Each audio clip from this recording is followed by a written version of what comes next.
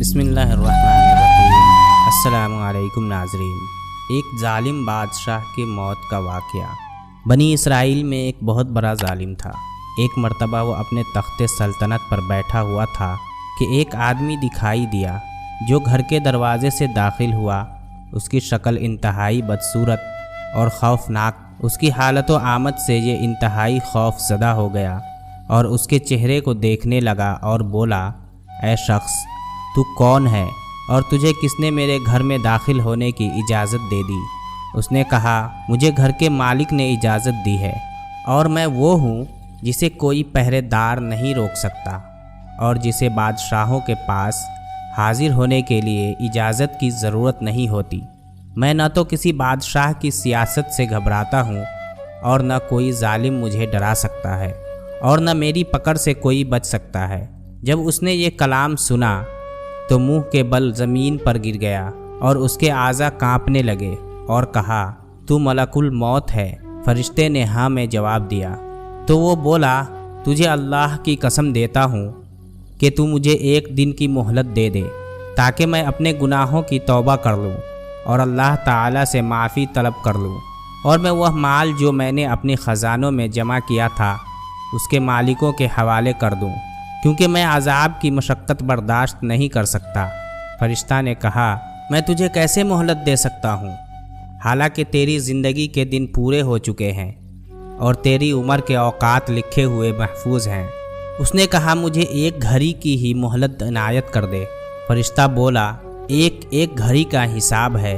तूने उन्हें गुजार दिया उस हाल में कि तू गाफिल रहा और तूने उन्हें लापरवाही की हालत में पूरा कर दिया और अब तूने अपने सांसों को पूरा कर दिया और तेरा सिर्फ एक सांस बाकी है। उस बादशाह ने कहा, जब तू मुझे मेरी कब्र की तरफ मुंतकिल करेगा तो मेरे पास कौन होगा? फरिश्ते ने कहा, सिर्फ तेरा अमल साथ होगा। वो बादशाह बोला, मेरे पास कोई अमल नहीं। फरिश्ते ने कहा, कोई बात नहीं, अब तेरा ठिकाना जहन्नम है और तेरा महसूल अल्लाह का गुस्सा है। फरिश्ता ने उसकी रूह कब्ज़ की और वह तख्त से नीचे गिर गया। फिर उसके अरकान ममलिकत उस पर आहो फगा और चीखो पुकार करने लगे। अगर वो जान ले कि वो अल्लाह की किस कदर नाराज़गी और गुस्सा की तरफ गया है तो उनका रोना और भी ज़्यादा हो जाए और उनका वावेला पहले से बढ़ जाए।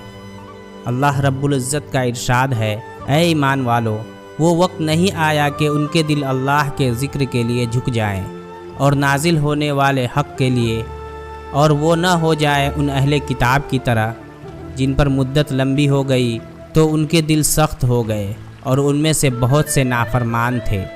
हज़रत उबय बिन काब रज़ी अल्लाह ताला अन्हु फरमाते हैं, जब तिहाई रात गुज़र जाती तो हुज़ूर अकरम सल्लल्लाहु अलैहि वसल्लम खड़े हो जाते और फरमाते, ऐ लोगो, अल्लाह को याद करो। लरज़ने वाली चीख आएगी, फिर उसके पीछे आने वाली चीज़ आएगी और मौत अपनी सख्तियों के साथ आएगी। हज़रत इब्ने अब्बास रज़ी अल्लाह ताला अन्हु रिवायत करते हैं, पानी बह रहा था लेकिन हुज़ूर सल्लल्लाहु अलैहि वसल्लम ने मिट्टी से तयम्मुम कर लिया। तो मैंने अर्ज़ किया, या रसूलुल्लाह, पानी आपके करीब ही है। फरमाया, मैं नहीं जानता कि मैं उस तक पहुंच सकूंगा या नहीं। हज़रत अनस रज़ी अल्लाह ताला अन्हु हुज़ूर सल्लल्लाहु अलैहि वसल्लम का इरशाद नकल करते हैं, आदमी जब बूढ़ा हो जाता है तो उसमें दो खसलतें जवान हो जाती हैं, एक माल की हिर्स और दूसरी ज़िंदगी की हिर्स। रसूलुल्लाह सल्लल्लाहु अलैहि वसल्लम ने फरमाया, इब्ने आदम की मिसाल ऐसे शख्स की सी है जिसके पहलू में 99 मौतें हैं। अगर मौत से बच जाए तो बुढ़ापे में जा पड़ता है। आपको वीडियो हमारी अच्छी लगी है तो बराए मेहरबानी वीडियो को लाइक और शेयर ज़रूर कर दीजिएगा और इस तरह की मज़ीद वीडियो के लिए हमारे चैनल को सब्सक्राइब कर दें। मुझे दीजिए इजाज़त। ज़िंदगी रही तो एक और वीडियो के साथ आपकी खिदमत में हाज़िर होऊंगा। तब तक के लिए अल्लाह हाफ़िज़।